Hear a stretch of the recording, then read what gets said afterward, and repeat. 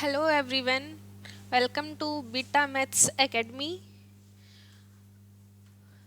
Recently अभी जो exam हुई थी आरआरबी एएलपी, उसके फर्स्ट शिफ्ट में जो भी प्रश्न केमिस्ट्री, फिजिक्स और बायो के आए हुए हैं वो अपन सोल्व करेंगे, क्योंकि अभी आगे टेक्नीशियन वाला एग्ज़ाम होने वाला है।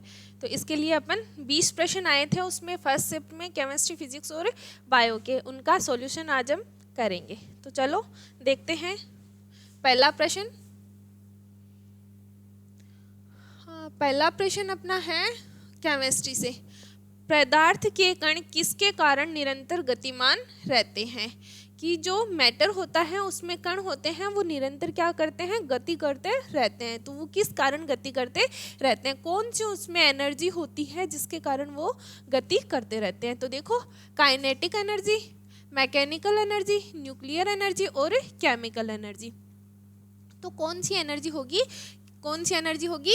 काइनेटिक एनर्जी, क्योंकि जो पदार्थ के जो कण होते हैं उनके बीच में वो कण बहुत छोटे छोटे होते हैं और उन कण में क्या होता है, इंटरसेलुलर स्पेस होता है।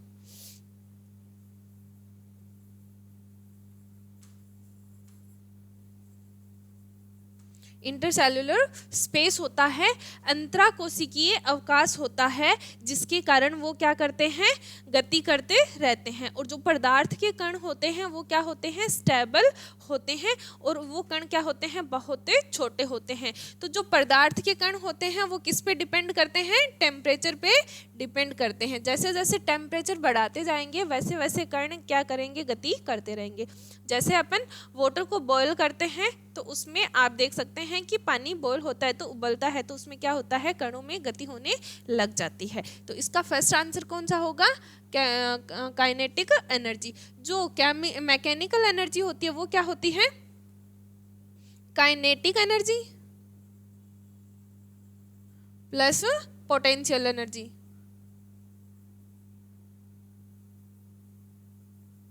इन दोनों को मिला के क्या कहते हैं, गतिज मैकेनिकल एनर्जी। और न्यूक्लियर एनर्जी किस में होती है, जो ये कण होते हैं जैसे यूरेनियम अणु हो गया, तो उनमें कौन सी होती है, नाभिकीय ऊर्जा होती है। ठीक है।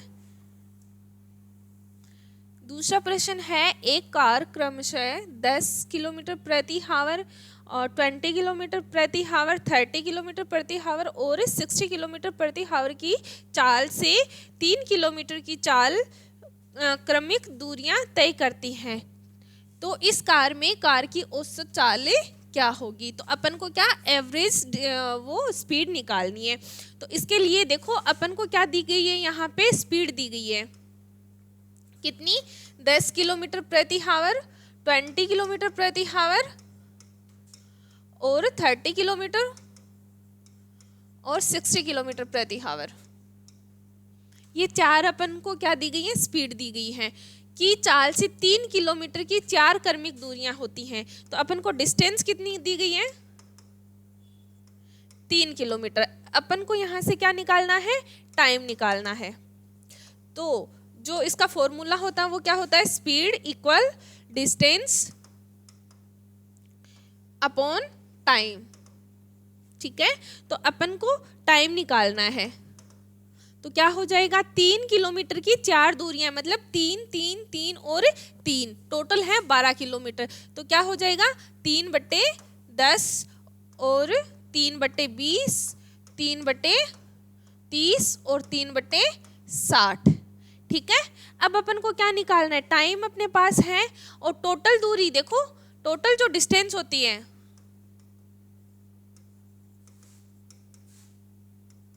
क्या होती है, 3 + 3 + 3 + 3, टोटल 12 होती है, क्योंकि 3 किलोमीटर की 4 दूरियां अपन को बताई गई हैं। टोटल कितनी हो गई, 12 किलोमीटर हो गया। ठीक है, 12 किलोमीटर। फिर देखो अपन को क्या निकालना है, एवरेज स्पीड निकालनी है। ठीक है। तो total distance upon time, time क्या है, अपन इसको देखो सोल्व करते हैं, प्लस प्लस प्लस और प्लस, इसका एलसीएम लेते हैं, इसको काट देते हैं, 1/20 और इसका 1/60 सॉरी 1/10 और इसका क्या हो जाएगा 1/20। ठीक है, अब देखो इसका एलसीएम लेते हैं, क्या आएगा 20 आएगा, तो ये कितना 6 + 3 + 2 + 1, तो कितना हो गया 12/20 हो गया। ठीक है, ये अपने पास क्या है टाइम है। एवरेज स्पीड निकालनी है, डिस्टेंस अपने पास कितनी है टोटल 12 और टाइम कितना है 12/20। ठीक है, इसको काट दो और ये 20 है वो ऊपर चला जाएगा, तो क्या आ गया 20 km/h, ये एवरेज स्पीड आ गई है। ठीक है, तो अपना आंसर क्या होगा, option A is the correct answer, 20 km/h option सही होगा। तो ये इसका सॉल्यूशन है। ये फिजिक्स का प्रश्न था। थर्ड प्रश्न है, निम्नलिखित में से कौन सी रेखित पेशियों की विशेषता है। कि रेखित पेशियों की विशेषता होती है वो क्या होती है। जो मसल्स होती है ना वो 3 प्रकार की होती हैं, रेखित, अरेखित और कंकाल पेशी। 3 प्रकार की पेशी होती है, रेखित, अरेखित और कंकाल पेशी। जो रेखित होती हैं ये क्या होती हैं, वॉलेंट्री होती हैं, ऐच्छिक जिनको पेशियां बोलते हैं, जो अपन अपनी इच्छा के अकॉर्डिंग करते हैं। जो अरेखित होती हैं वो क्या होती हैं, अनवॉलेंट्री होती हैं,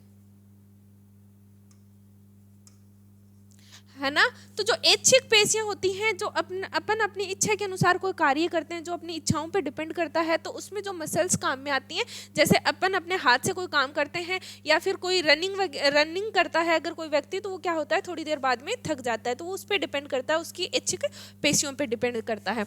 अनैच्छिक पेशियां अरेखित होती हैं, वो अपनी इच्छा के अनुसार कार्य नहीं करती है। और जो स्केलेटन मसल्स होती हैं वो कहाँ पर प्रेजेंट होती हैं, हार्ट में प्रेजेंट होती हैं। वो संरचना से तो क्या होती हैं, वॉलेंट्री होती हैं, रेखित होती हैं, और फंक्शनली वो कैसी होती हैं, अरेखित होती हैं, नॉन वॉलेंट्री होती हैं, कि थकती नहीं है। कार्य और संरचना के अनुसार क्या होती हैं, दोनों अलग अलग होती हैं। ठीक है, तो अब अपन को इसमें से कौन सी रेखाओं की पूछी है, रेखित पेशियों की पूछी है। रेखित जो पेशियां होती हैं वॉलेंट्री होती हैं, फैटिग होती हैं। फैटिग मतलब थकने वाली होती हैं। अगर अपन बहुत ज़्यादा कार्य कर लेते हैं तो अपन क्या होते हैं, थक जाते हैं। क्यों, क्योंकि ये मसल्स काम में कर रही हैं, तो उनमें क्या हो जाती है, थकान। इसलिए इसको क्या कहते हैं, वॉलेंट्री मसल्स कहते हैं। ठीक है, और ये जो होती हैं वो किससे कनेक्टेड होती हैं, बोन से जुड़ी हुई होती हैं, और उनमें जो सार्कोप्लाज्म होता है वो बहुत पतला होता है। अब इनकी विशेषताएं पूछी गई हैं कि रेखित पेशियां होती हैं वो किस तरीके की विशेषता लिए हुए होती हैं। जो स्पिंडल सेप्ड होती हैं वो कौन सी होती हैं, ये अरेखित पेशियां होती हैं, स्पिंडल सेप्ड होती हैं। एन ब्रांच्ड होती हैं, एन ब्रांच नहीं होती हैं। जो ये अरेखित पेशियां होती हैं वो क्या होती हैं, ब्रांच्ड होती हैं। तो ये वाला ऑप्शन अपना क्या हो गया, गलत हो गया। और ये क्या होती हैं, एक केंद्र की होती हैं, ये बात सही होती है। ये अशाखित नहीं होती हैं, इसमें ये चीज गलत है। और ये किसकी विशेषता है, अरेखित पेशियों की है। सेकंड है स्पिंडल सेप्ड, अशाखित और बहुकेंद्र की, ये है ना। ये अशाखित और ये किसकी विशेषता है, अरेखित पेशियों की। और जो बहुकेंद्र की है वो किसकी है, रेखित पेशियों की। थर्ड ऑप्शन है, ये क्या होती है, सिलेंड्रिकल होती हैं, अनब्रांच्ड होती हैं और मल्टी न्यूक्लियोइड होती हैं। तो ये विशेषता किसकी होती है, ये विशेषता होती है रेखित पेशियों की होती है। कि रेखित पेशियां कैसी होती हैं, सिलेंड्रिकल होती हैं, और अरेखित पेशियां कैसी होती हैं, स्पिंडल सेप्ड लिए हुए होती हैं। देन सेकंड है, ये कैसी होती हैं, अनब्रांच्ड होती हैं, इनमें कोई ब्रांचेस नहीं होती हैं। वहीं जो अरेखित पेशियां होती हैं वो कैसी होती हैं, ब्रांच्ड होती हैं। थर्ड है, ये क्या होती हैं, मल्टी न्यूक्लियोइड होती हैं। जस्ट इसके अपोजिट जो अरेखित पेशियां होती हैं वो कैसी होती हैं, यूनी न्यूक्लियोइड होती हैं। तो ऑप्शन सी अपना राइट आंसर होगा। नेक्स्ट प्रश्न है, उत्तल दर्पण से प्रकाश के परावर्तन के मामले में जब प्रकाश की एक समांतर किरण परावर्तक पृष्ठ पर आपतित होती है तो परावर्तित प्रकाश किरण प्रतीत करती है। इसका मतलब ये पूछा गया है वक्रता केंद्र से अपसारित डाइवर्जेंट होना। अपसारित होने का मतलब क्या होता है? फैलना होता है। अभिसारित कन्वर्जेंट होना मतलब एक जगह पे आके मिल जाती हैं, वो तो होता है कन्वर्जेंट होना। और डाइवर्जेंट होना मतलब होती है सभी किरणें क्या होती हैं? फैल जाती हैं, रेज फैल जाती हैं, उसका मतलब क्या होता है? अपसारित। अब दो प्रकार के वो मिरर होते हैं, एक होता है कौन केव और एक होता है कॉन्वेक्स। कॉनकेव होता है वो होता है अवतल दर्पण, कॉन्वेक्स होता है वो कौन सा होता है? उत्तल दर्पण। अब अपन को किसकी विशेषता पूछी है? अवतल दर्पण की पूछी है। अब देखो जो कॉनकेव होता है उसमें क्या होता है? इसमें बाहर की तरफ क्या करते हैं? पॉलिश करते हैं, और अंदर की जो सरफेस होती है वो इसकी परावर्तक सतह होती है। अब देखो यहाँ से अगर इसके समांतर कोई किरण आएगी तो वो किससे निकलेगी? वक्रता केंद्र से निकलेगी। सॉरी, वक्रता केंद्र से नहीं, मुख्य फोकस से निकलेगी। ठीक है, ये इसका क्या हो गया? सी वक्रता केंद्र, ये इसका क्या हो गया?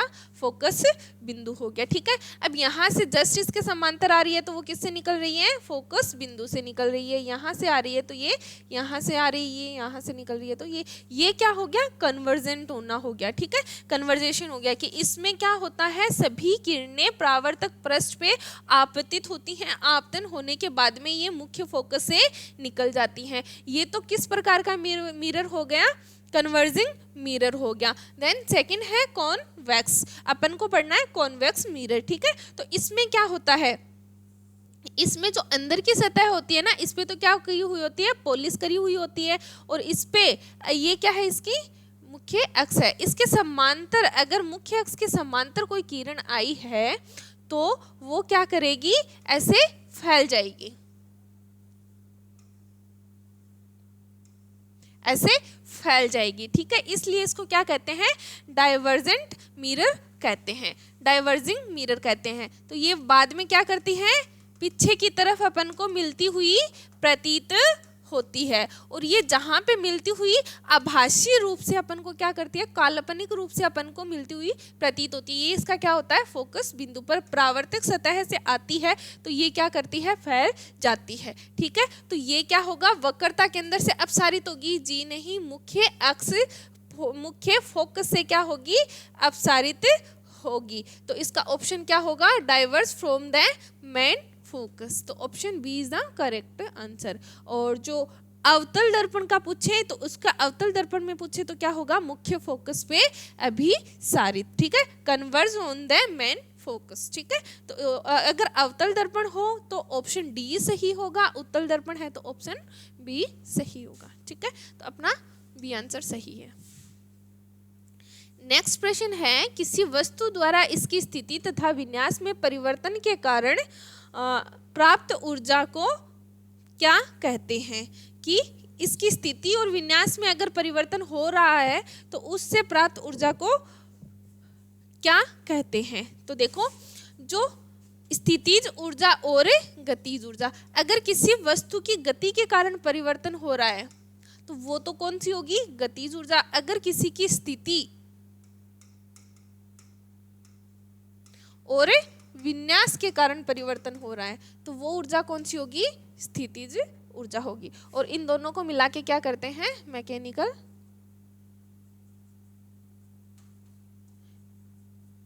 मैकेनिकल एनर्जी कहते हैं। ठीक है, option B is the correct answer. Then अगला प्रश्न है, एटीपी का उत्पादन कोशिका के किस कोशिकांग में होता है? ये अपना बायोलॉजी से प्रश्न है कि एटीपी का उत्पादन जो सेल ऑर्गन होते हैं, सेल में बहुत सारे सेल ऑर्गन पाए जाते हैं, उन सेल ऑर्गन में किस में एटीपी का एडिनोसिन ट्राइफॉस्फेट का उत्पादन प्रोडक्शन होता है? क्योंकि एटीपी जो होती है वो एनर्जी देने का कार्य करती है। तो इसका उत्पादन कहाँ पे होता है? तो ये कहाँ पे होता है? सूत्रकणिका। सूत्रकणिका माइटोकॉन्ड्रिया या माइटोसिस में इसका निर्माण होता है। ठीक है ना, कि इसे जो माइटोकॉन्ड्रिया सूत्रकणिका होती है इसे power house of the cell भी कहा जाता है, कोशिका का पावर हाउस, बिजली घर कहा जाता है। ऑप्शन सी सही होगा। अगला प्रश्न है, तारों का टिमटिमाना किस घटना से संबंधित है? प्रकाश की बहुत सारी परिघटनाएं होती हैं जैसे प्रकाश का अपवर्तन, व्यतिकरण, विवर्तन, विक्षेपण, है ना। तो इन सब क्रियाओं में प्रकाश अपन को तारे चमकते हुए दिखाई देते हैं, रात को अपन देखते हैं तो टिमटिमाते हुए दिखाई देते हैं। वो किस कारण से अपन को टिमटिमाते हुए दिखाई देते हैं? प्रकाश के अपवर्तन, रिफ्रैक्शन ऑफ लाइट की वजह से अपन को टिमटिमाते हुए दिखाई देते हैं। एक प्रश्न और पूछा जाता है कि तारों में पदार्थ की कौन सी अवस्था पाई जाती है? तो तारों में पदार्थ की चौथी अवस्था पाई जाती है, जिसे क्या कहते हैं? प्लाज्मा कहा जाता है। ठीक है, तो इसका ए ऑप्शन सही होगा। अगला प्रश्न है, निम्नलिखित में से कौन सा उपकरण विद्युत धारा के चुंबकीय प्रभाव का उपयोग नहीं करता है? कि कौन सा है वो जो चुंबकीय प्रभाव का उपयोग नहीं करता है? Microphone, electric generator, magnetic compass और इलेक्ट्रिक मोटर, इनमें से कौन सा होता है जो इसका चुंबकीय प्रभाव का यूज नहीं करता है? तो इसमें जो मैग्नेटिक कंपास होता है इसका सही आंसर होगा, क्योंकि जो मैग्नेटिक कंपास होता है वो इलेक्ट्रिक फील्ड जरूर यूज करता है, इलेक्ट्रिक फील्ड का उपयोग करता है, बट ये कभी भी इलेक्ट्रिक फील्ड में मैग्नेटिक इफेक्ट का उपयोग नहीं करता है। तो इसका आंसर ऑप्शन सी सही होगा। अगला प्रश्न है, स्त्री electric toaster, electric oven, electric kettle और इलेक्ट्रिक हीटर जैसे विद्युत उपकरण विद्युत धारा के किस प्रभाव पे आधारित होते हैं? तो ये जो होते हैं ये क्या करते हैं? हीट उत्पन्न करते हैं। ठीक है, तो हीट उत्पन्न करने के कारण ये क्या होगा? थर्मल इफेक्ट होगा, उसमें ये प्रभाव इसका सही आंसर होगा। अगला प्रश्न है, 2.5 मीटर प्रति सेकंड स्क्वायर पर 10 केजी द्रव्यमान को त्वरित करने के लिए आवश्यक बल की मात्रा क्या होगी? अपन को इसमें क्या पूछा गया है? बल पूछा गया है। ठीक है, तो अब बल का फॉर्मूला क्या होता है? F बराबर ma। ठीक है, ये क्या है? इसका मास है, और ये क्या है? इसका ए क्या है? इसका एक्सीलरेशन है, त्वरण है। तो m अपन को मास कितना दिया गया है? 10 kg। ठीक है, इनटू एक्सीलरेशन कितना दिया गया है? 2.5 मीटर प्रति सेकंड स्क्वायर। तो 2.5 मीटर प्रति सेकंड स्क्वायर। ठीक है, तो अब देख लो, मल्टीप्लाई कर दो, कितना आ जाएगा? 25 न्यूटन। ठीक है, तो इसके अकॉर्डिंग अपना आंसर क्या होगा? सी आंसर सही होगा कि बल की मात्रा कितनी होती है? 25 न्यूटन होती है। ठीक है, अगला प्रश्न है, यौगिकों की एक ऐसी श्रृंखला जिसमें कार्बन श्रृंखला में स्थित हाइड्रोजन को एक ही प्रकार का फंक्शनल समूह है ग्रुप प्रतिस्थापित करता है, उसे क्या कहते हैं? जैसे देखो, CH3 CS3 CS2 CS3 CS2 CS2 CS3 CS2 CS2 CS2 ये। ठीक है, अब इन पे अपन को क्या करना है? फंक्शनल ग्रुप पे ऐड करना है। तो जैसे अपन अल्कोहल के एग्जांपल से देखते हैं, तो यहाँ क्या लगा देते हैं? OH। यहाँ पे भी क्या है? OH, यहाँ पे भी क्या है? OH यहाँ पे लगा देते हैं। ठीक है, तो अब देखो, यहाँ पे हाइड्रोजन निकल रहा है, क्या जुड़ रहा है? OH जुड़ रहा है। ठीक है, यहाँ पे भी OH, तो ये तो क्या हो गया? मैथेनॉल।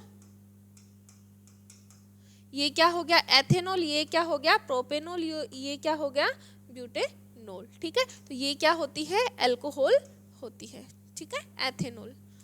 तो ये क्या होते हैं? देखो, समान श्रेणी है। श्रेणी क्या है? समान है, कार्बन की संख्या बढ़ रही है, और एक ही फंक्शनल ग्रुप है, उस फंक्शनल ग्रुप से हाइड्रोजन को एक ही प्रकार का समूह क्या करता है? प्रतिस्थापित करता है। यहाँ से एक हाइड्रोजन निकल रहा है, क्या जुड़ रहा है? OH। यहाँ से एक हाइड्रोजन निकल रहा है, क्या जुड़ रहा है? OH जुड़ रहा है। यहाँ से भी सेम हो रहा है, तो यहाँ पे ये क्या होती है? एक होमोलोगस कैटेगरी होती है कि एक ही समूह है क्या करता है, हाइड्रोजन का प्रतिस्थापन करता है। ठीक है, तो ये जो होता है ना वो एक समूह होता है OH जो एक ही हाइड्रोजन का प्रतिस्थापन करता है। तो ऐसे श्रेणी को क्या कहा जाता है, समजातीय श्रेणी, होमोलोगस कैटेगरी कहा जाता है। ऑप्शन ए सही होगा। अगला प्रश्न है, जब हाइड्रोक्लोरिक अम्ल जल के साथ अभिक्रिया करता है तो निम्न में से क्या प्राप्त होता है। अब देखो हाइड्रोक्लोरिक अम्ल क्या होता है, HCl होता है, प्लस किसके साथ क्रिया हुई, H2O के साथ। तो ये क्या बना लेगा, H3O प्लस प्लस क्या बनाएगा, Cl प्लस क्या बनाएगा, Cl माइनस बना लेगा, क्योंकि HCl टूटेगा ना तो ये H plus plus Cl minus, ठीक है, ये H प्लस नहीं बनाएगा। क्यों नहीं बनाएगा, क्योंकि H प्लस स्टेज में यह एग्जिस्ट नहीं करता है, कि H plus does not exist. ठीक है, तो ये इस फॉर्म में एग्जिस्ट नहीं करता है। तो ये H प्लस यहाँ से निकल के किसके साथ ऐड हो जाएगा, H2O के साथ ऐड हो जाएगा, क्योंकि H2O पे क्या होते हैं, दो लोन पेयर होते हैं, एक जुड़ जाएगा तो ये H प्लस और ये बन जाएगा और Cl माइनस बन जाएगा। तो इसमें क्या बनता है, H3O प्लस और Cl minus, both H3O plus and Cl minus. और H3O प्लस होता है, इसको क्या कहते हैं, हाइड्रोनियम आयन। हाइड्रोनियम आयन इसको कहा जाता है। ठीक है, तो इसका ऑप्शन सी सही होगा। अगला प्रश्न है, जेली की स्थिति में निम्नलिखित में से कौन सी डिस्पर्ड फेज है। एक तो होती है डिस्पर्ड फेज, एक होता है डिस्पर्ड मीडियम। ठीक है, एक डिस्पर्ड फेज होती है, एक डिस्पर्ड मीडियम होता है। तो जो डिस्पर्ड फेज होती है वो किस में होती है, डिस्पर्ड मीडियम में होती है। तो इसकी क्वांटिटी ज़्यादा होती है, इसकी क्या होती है, कम होती है। तो अपन को परिक्षिप्त अवस्था पूछा है, किसमें, जेली की स्थिति में। जेली क्या होता है, लिक्विड इन सॉलिड। ठीक है, तो इसमें जो सॉलिड है वो तो क्या है, डिस्पर्ड मीडियम है, और लिक्विड है वो क्या है, डिस्पर्ड फेज है। ठीक है, तो अपन को ये पूछा, परिक्षिप्त अवस्था पूछा है, जिसकी क्वांटिटी कम होती है वो पूछा है। तो ये क्या है, लिक्विड इन सॉलिड, मतलब सॉलिड ज्यादा है, लिक्विड कम है। तो परिक्षिप्त अवस्था क्या होगी जेली के अंदर, liquid phase. Option B is the correct answer, क्योंकि जो जेल होता है ना, जेल वो क्या होता है, लिक्विड इन सॉलिड होता है। ठोस में द्रव्य की मात्रा होती है। ठीक है, तो जो द्रव्य होता है वो कम होता है, परिक्षिप्त अवस्था होती है, और जो ठोस होता है वो परिक्षेपण अवस्था होती है, जिसकी क्वांटिटी ज्यादा होती है। ठीक है, ऑप्शन बी सही होगा।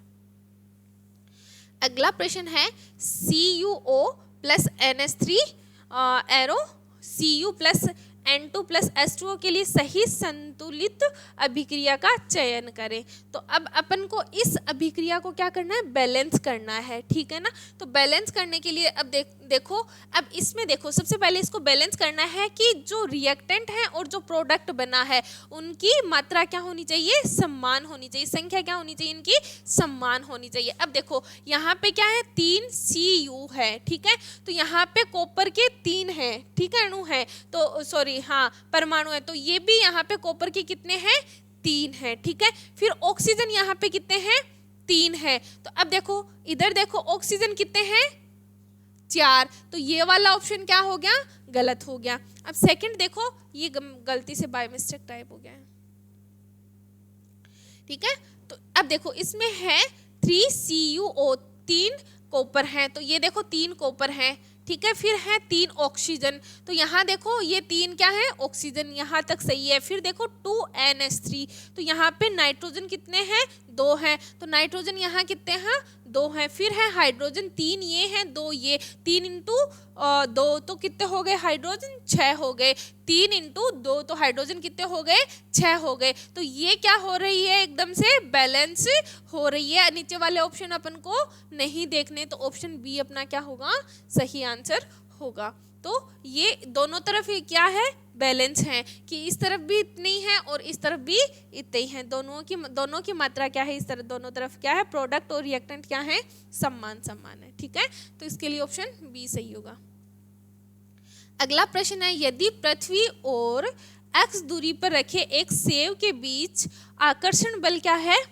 मान लो पृथ्वी है और सेव है, इनके बीच में आकर्षण बल क्या है, F है। तो उस सेव को 2x, पहले इनके बीच में दूरी कितनी है, x है, फिर इनके बीच में बढ़ा के दूरी कितने कर देते हैं, 2x कर देते हैं। तो रखने पर बल कितना होगा। तो यहाँ पे ग्रेविटेशनल फोर्स लग रहा है, पृथ्वी और एप्पल के बीच में क्या लग रहा है, ग्रेविटेशनल फोर्स। तो ग्रेविटेशनल फोर्स क्या होता है, F direct proportional m1 m2 upon r square.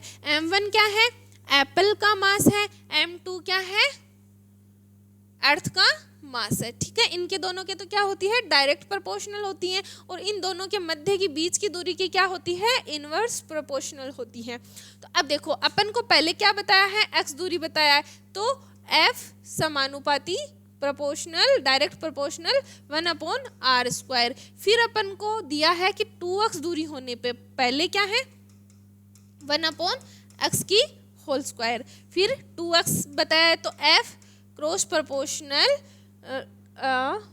2x की होल स्क्वायर। तो f समानुपाती 1 अपॉन 4x स्क्वायर। तो f कितना रखने पर कितना बल लगेगा, तो कितना बल लग रहा है, 1 अपॉन, क्योंकि ये देखो ये और ये सेम आ रहा है। ठीक है, तो f समानुपाती 1 अपॉन 4f। ठीक है, f ये f1 मान लो, ये f2 मान लो, तो ये क्या आ गया, f1, तो क्या हो गया, f2। ठीक है, तो f समानुपाती 1/4, तो क्या होगा अपना ऑप्शन f अपॉन 4। ठीक है, सॉरी ये यहाँ पे लगेगा, तो ऑप्शन ए अपना सही आंसर होगा, क्योंकि इनके मध्य की दूरी की क्या होती है, क्रॉस प्रोपोर्शनल होती है। तो सीधा ही लिख दो 2x, f समानुपाती 1 अपॉन 2x की होल स्क्वायर, तो f समानुपाती 1 अपॉन 4। तो अपना आंसर क्या होगा, ऑप्शन ए सही होगा। अगला प्रश्न है, किसी परमाणु का परमाणु क्रमांक किसके बराबर होता है। कि किसी परमाणु का जो परमाणु क्रमांक होता है, एटॉमिक नंबर होता है, वो किसके बराबर होता है, इलेक्ट्रॉन और न्यूट्रॉन की संख्या के योग के बराबर बिल्कुल भी नहीं। किसी परमाणु के नाभिक में उपस्थित इलेक्ट्रॉन की संख्या का आधा बिल्कुल भी नहीं, क्योंकि मैंने आपको बताया था परमाणु द्रव्यमान क्या होता है, प्रोटॉन प्लस न्यूट्रॉन।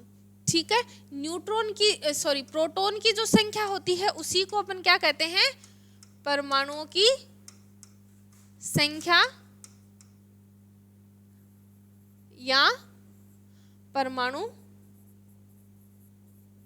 क्रमांक।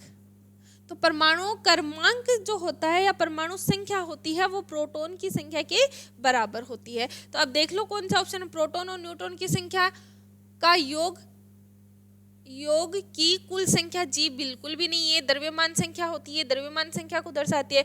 किसी परमाणु के नाभिक में उपस्थित प्रोटॉनों की कुल संख्या क्या होती है, कुल परमाणु क्रमांक के बराबर होती है। तो ऑप्शन 4 अपना सही आंसर।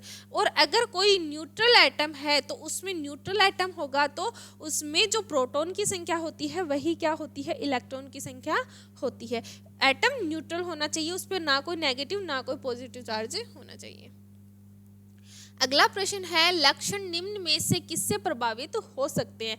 मान लो कि पेरेंट्स से अगर कोई नेक्स्ट जनरेशन में अगर कोई न्यू बेबी बोर्न होता है तो उसमें होने वाले न्यू बोर्न बेबी में जो लक्षण आएंगे, कैरेक्टर्स आएंगे, वो किससे प्रभावित होंगे, इफेक्टेड होंगे। क्या सिर्फ जो मैटरनल लक्षण होते हैं उसी से इफेक्टेड होते हैं, मैटरनल डीएनए होता है उसी से होता है, या फिर पेरेंटल डीएनए सिर्फ पिता के द्वारा लक्षण आते हैं सिर्फ उसी से प्रभावित होते हैं। तो इसमें देखो जो ओवम होता है फीमेल से और मेल से स्पर्म, ठीक है, मिलते हैं दोनों, क्या बनाते हैं, जायगोट, क्योंकि इसमें 23 क्रोमोजोम इसमें होते हैं, 23 क्रोमोजोम इसमें होते हैं, जायगोट बनते हैं तो टोटल कितने 46 क्रोमोजोम हो जाते हैं। तो इधर मैटरनल और पेरेंटल दोनों डीएनए आता है कि पेरेंटल डीएनए भी मैटरनल डीएनए भी आएगा और पेरेंटल डीएनए भी आएगा। तो उत्पन्न होने वाले बच्चे में किससे प्रभावित होता है, पैतृक डीएनए और मातृक डीएनए दोनों से इफेक्टेड होगा। तो अपना ऑप्शन क्या होगा 4 सही होगा, क्योंकि वो में आ रहा है उसमें 23 क्रोमोजोम इसमें 23 क्रोमोजोम एस इसमें है, तो डीएनए दोनों से आ रहा है तो दोनों से प्रभावित होगा। अगला प्रश्न है, निम्नलिखित में से कौन सा विकल्प उन धातुओं को दर्शाता है जो ठंडे जल के साथ अभिक्रिया नहीं करती हैं, कि ठंडे जल के साथ, अब देखो ऑप्शन सीधा ही कट रहा है। सोडियम क्या करती है, सोडियम को हमेशा केरोसिन ऑयल में डुबो के रखा जाता है, क्योंकि ये क्या करती है वायुमंडल की ऑक्सीजन के साथ बहुत जल्दी क्रिया कर लेती है और आगे पकड़ लेती है। तो अपन को क्या पूछा है, ठंडे जल के साथ अभिक्रिया नहीं करती है, तो ये करती है तो कट हो गया।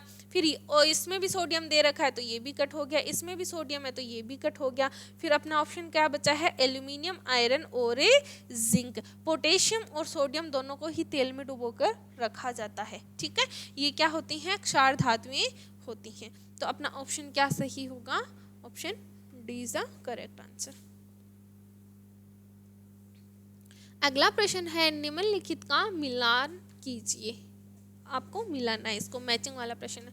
अब देखो ये जो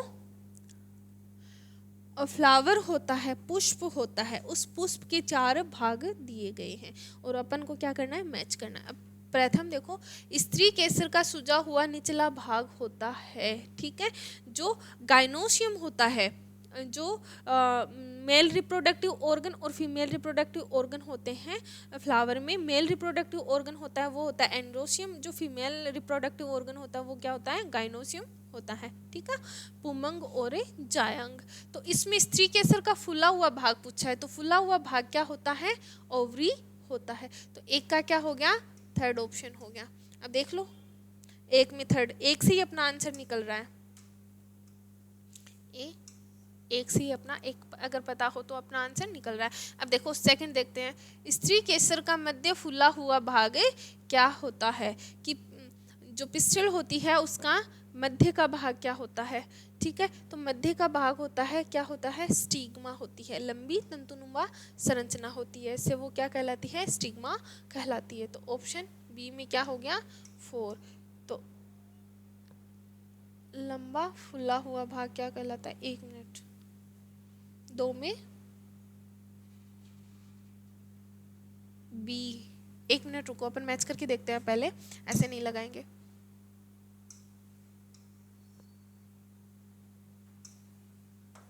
ठीक है, अब देखो अंडाशय में होते हैं, अंडाशय में क्या होते हैं, बीजांड होते हैं, तो ऑप्शन 4 में क्या होता है, बी होता है।